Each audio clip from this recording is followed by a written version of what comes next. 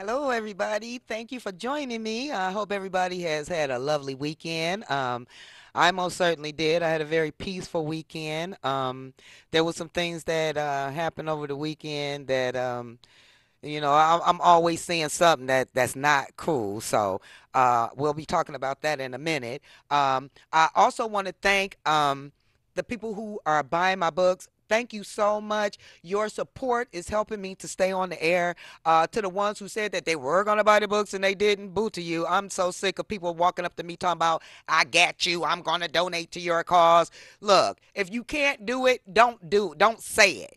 I'm so sick of people saying that they're going to sit up and they're going to support whoever or whatever. Not just me. I'm getting off track, but not just me.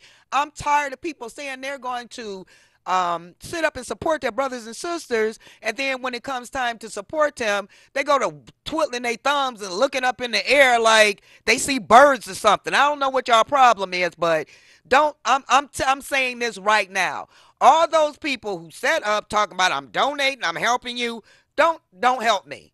I already see you're not gonna help me, so don't help me. So we're gonna give a shout out to my sister Sharon Brookins. Hey Sharon, I love you. And to my brother James Brookins, I love you, James. I'm giving a shout out to Wendy King. The Marlowe block over here off Ellis Street. Give these guys a shout out. I know that you guys are trying to get a block club together, and I'm really going to be a part of that. So I went over the weekend also to I guess a District 7 council meeting, and I believe the guy's name was Gabe Leland or whatever. I'm watching you, Mr. Leland. I told you that when I was there when your secretary gave you the card. I'm watching you, seeing how you are in my district. I will be calling you tomorrow because there's things that need to be done in my district. So thank you very much for helping me in advance. So, what we're talking about today is young married women and men. Young married women and men. Okay, you young men and women, y'all get married, you think it's gonna be forever, and it will be forever. But what you fail to realize is it's not gonna work if you don't work it. You gotta work at your relationship. Now, women, this is hard. Is actually a stereotype thing, but through your efforts and through your power, you can actually keep your man and don't have to worry about Jezebel. You guys get together. Some of you women, you get married. You put on all this weight. You feel like because you're married, you don't have to look good for your husband anymore. You feel like you don't have to do nothing. Just sit up there and look like a pig, and he's gonna love you. That's not how it works, sister. That is not how it works. The things you did to get him is the things you have to do to keep him. Okay? So if your man is running out with the she demon and you're at home and you're crying and you're going through this and you're going through that, I'm going to tell you what you do. Examine yourself. Start losing the weight. This is just the I'm just using this as a context. Sometimes it don't have to be a person needs to lose weight. Sometimes a person get married and their attitude is funky after they get married. So basically what I'm telling you, sisters, then there's some sisters that's just really good and the husband's just out there. So what I'm telling you, sisters, is in order to keep your man interested in you, you have to continue to take care of yourself. You have to continue to compliment him. You can't just get married and you don't have any kids, you're not doing nothing, you're sitting around and you don't have a job. Do something with your life. I believe the reason he married you is because you was doing things. You was a mover and a shaker, and now you're just an old bump on the log. Do something with your life. Get a job. Go get a makeover. Go to school. Learn how to do hair. Get around other people. Do not sit in your misery because somebody is doing wrong. Don't worry about what they're doing. Just get yourself together, and I guarantee you, they're going to look your way and be like, where did she come from? How can I get with her? Oh, man, I'm married to her. Oh, my goodness, I'm so blessed. You women need to quit feeling like, okay, he's doing wrong. I'm going to go out and do wrong. So you're going to turn yourself into a slut because somebody else won? Caller, you are on the air. Caller. Okay, so what I was saying is about these young women, don't let nobody take your dignity from you. Not even you. You have to learn how to be happy with yourself. There was times, I mean, when I was with my first husband, I felt so bad because he was beating me, he was taking advantage of me, and and then my children got took. I allowed myself to get caught up in drugs, all because somebody took my self-esteem from me. Women, don't let these men take your self-esteem from you. There's a lot of husbands out here that know better. If something happened, husbands, if something happened to your wife today, how would you feel? Just say you were somewhere with some skank laid up in some hotel room and you get a call that your wife was in a car accident. That would mess you up for life, wouldn't it? You better learn to love what God has given you. I'm so tired of these men walking around, hey, mommy, what? Matter of fact, let me tell you what happened. I was in the store. This young man was trying to talk to me. I believe he was married because he had a ring on. And he like, hey, mommy, hey, mommy, hey, mommy, hey, mommy, because I went to talk, granny, hey, granny. And you know what I turned around and told him? I'm not your mommy and I look better than your granny. Calm yourself, young man. Young women, stand up for yourselves. The man is the head of the household, but not if he's not doing God's work. If he's just hurting you, if he's going out, if he's doing all this crazy stuff, don't make yourself look bad and go out and get somebody else. God will send you somebody in time if that's what he wants. A lot of these people be like, oh, my marriage is over. You don't believe God can fix your marriage? You selling God out like that? You selling him short? God can't fix. You don't want God to fix your marriage. Just say that. Caller, you are on the air. Yes, my name is William Kidd, and I've been married a year now. And I got to say, this is a good topic. I love my wife dearly, and we go to church a lot. And we like you see, you got to put God first and got married. That's how it's going to work. That's beautiful. Ladies and gentlemen, uh, the young man that's on the phone is Derek Twiggs. Hello? William Kidd. William Tiggs. Okay. Hello? Yeah. Is your wife named Mary? No, her name is Christina. Oh, okay. See, it's good to see young black couples getting together, loving one another in spite of what's on in their lives. Because when you married her as a partner for life. I'm so proud of you, brother. Thank you. I'm so proud of you. You love your wife. And you tell your wife I said that's a two-way street. She got to love you too. So you be blessed, okay? And please call in again. Caller, you are on the air. How you doing? I'm blessed. How are you, sir? I found out down through the years the reason why a lot of people have problems with their marriage, because so many women's out here having affairs with married men, just like if it ain't about nothing. And see, and then a lot of guys have attitudes where that the women's outnumber us 15-1, so you know. That have a whole lot to do with it. You know, the attitude that a lot of younger people take instead of getting married Yes, and sir. then having a plan. You know, Yes, it's all sir. right to get married, but what is your plan when you Gotta gonna have a get married? plan. Is two people's gonna sit at the table and compromise? So, or if you get and you get married for the right reasons, it's all right to get married, but For the right have a reasons. plan and get married for the right reasons. You are What you so think right, about that? sir. You are so right. So, are you married? Oh, well, I guess we lost a caller. Thank you, caller. Thank you so much for calling. And he's right. You have to have a plan. You can't just go into things wholeheartedly. Some of these women, like I said, but what I'm speaking on actually is these Jezebels that's out here. and they try to make good men fall. And good men, you got a good woman at home.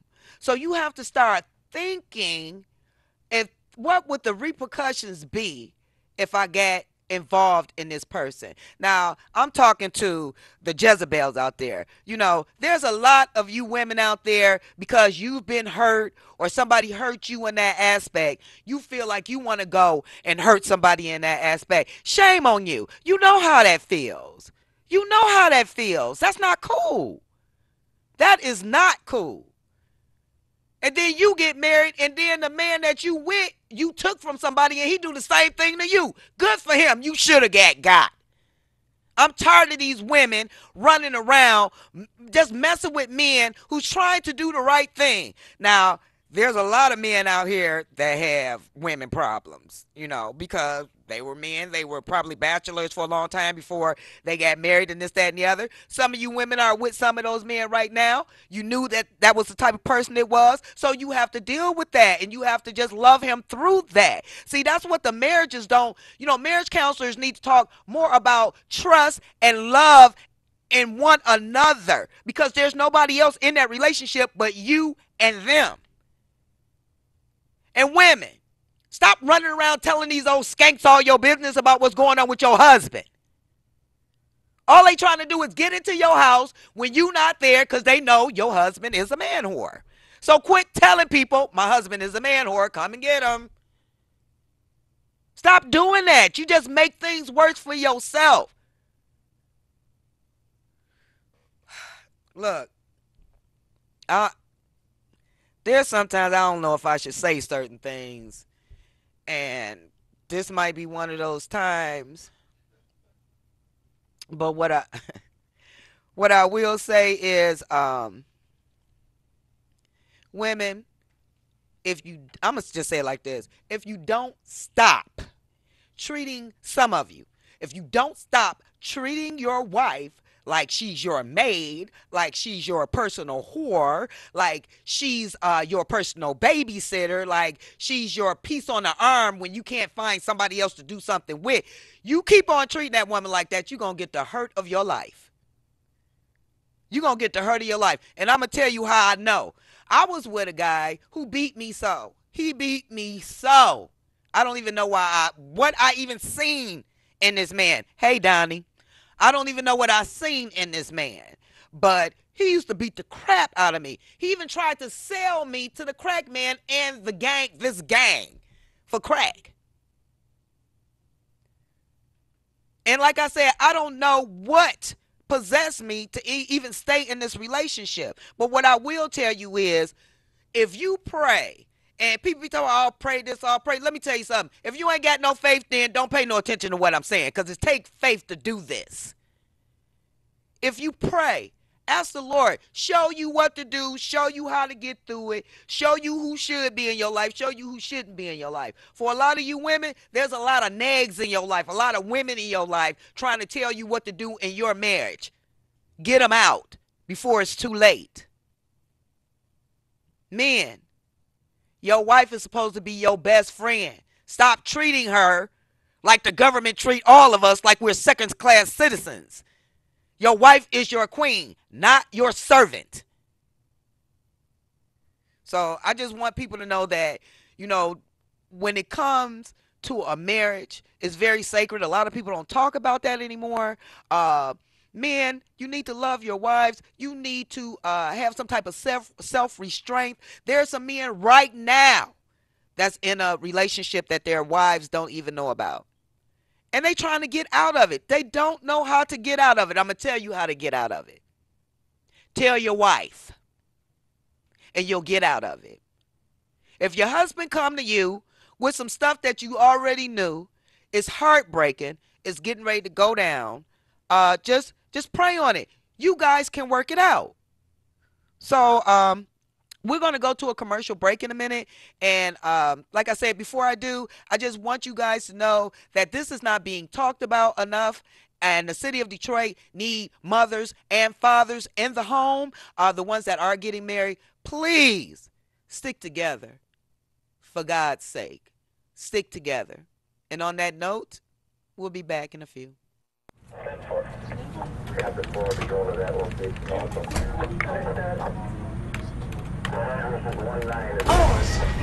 Phil, I see what I'm talking about. I'm grown.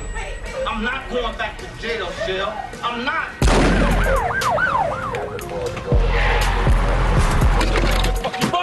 Get him, Peterson. Take it easy, buddy. Please don't let him kill me, please. And the police just ain't killed my boyfriend. Again, this is your choice. Your choice. So don't you go beating yourself up about those bad things. You take those bad choices to make the wrong things right. 911, what's your emergency? Help me, my boyfriend just tried to kill me. How do you explain to the public your police force can't account for an entire hour?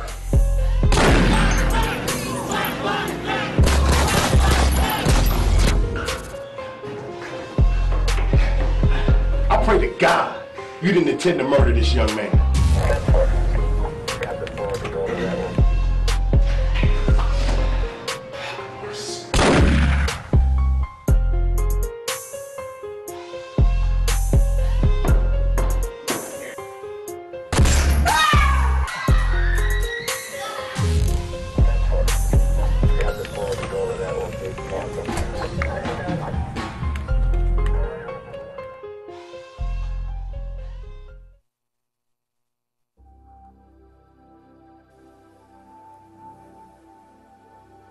Hundreds and thousands of women are being abused. They're in the fight of their life. Please help them. Please help me. I'm in the fight of my life.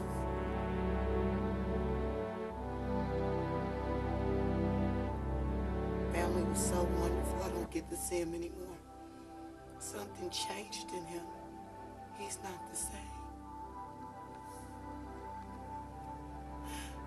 I'm in a fight of my life. Please help me. No more. I have a beautiful husband and I love him with all my might. He means the world to me. Until one day I disagree with him. If this happens to you, get away, run away, do whatever you have to. Just get out. Get out!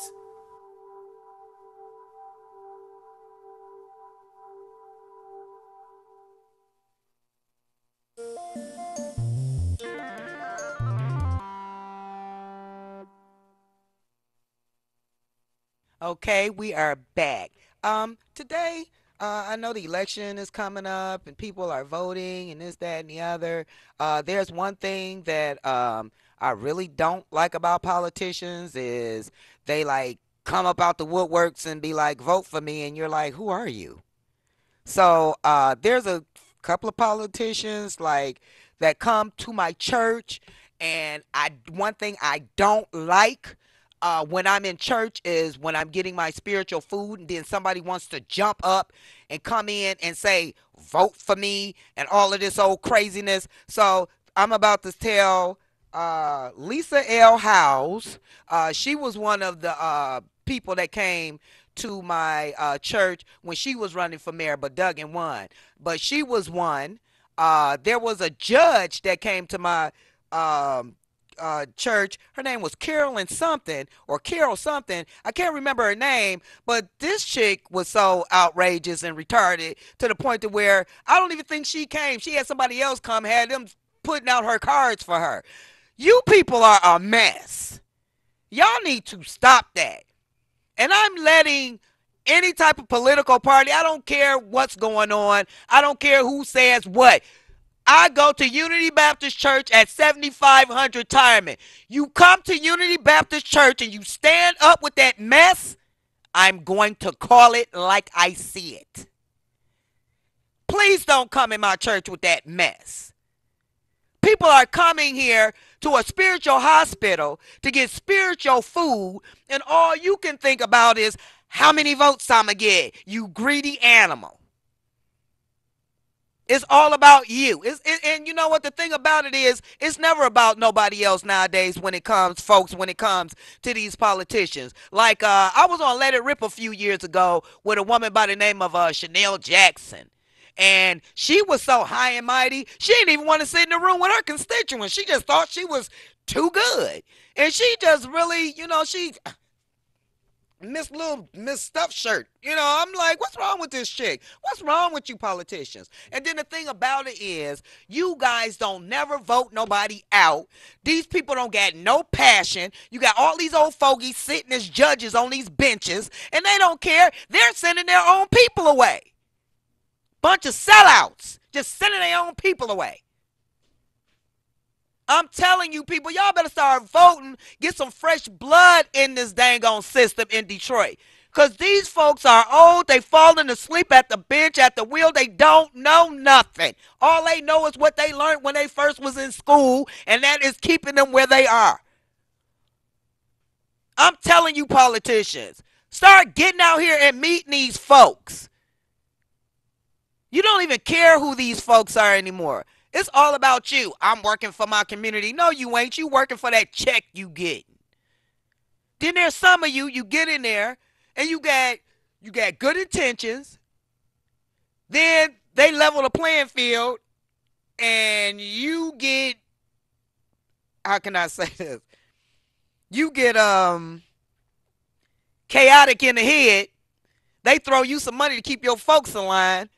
And you good, because as long as you and your family is fine, it doesn't matter about nobody else. And that's a shame that our people think that way. And the same go for these black pastors in Detroit. Just back in the day, in the slave days. Do you know they use pastors to keep the congregation under control? So when it comes to you going to church and you listening to what some man said, because the Bible says, let God be true and every man a liar. Because we are all in this suit right here. Ain't nobody going to tell the truth. Ain't nobody going to be totally good. So you guys better start researching what these so-called men of God be telling y'all.